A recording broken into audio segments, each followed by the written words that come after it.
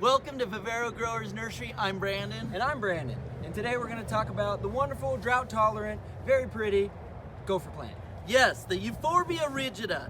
It's a great low water, full sun planting, but it still is interesting and gives you this vertical look with these beautiful spring color, but you can chop it. It'll flush back out. So if you have the agaves and paloverdes and some of your cactus and your other low water plantings, it gives you kind of softens up that look and gives you a real interesting, texture. Absolutely, and it looks wonderful in pots with, a combination of succulents or anything that it requires low water. So that's the gopher plant. That's all. Yeah, so thanks for watching our video. Like and subscribe. And we'll see you next time.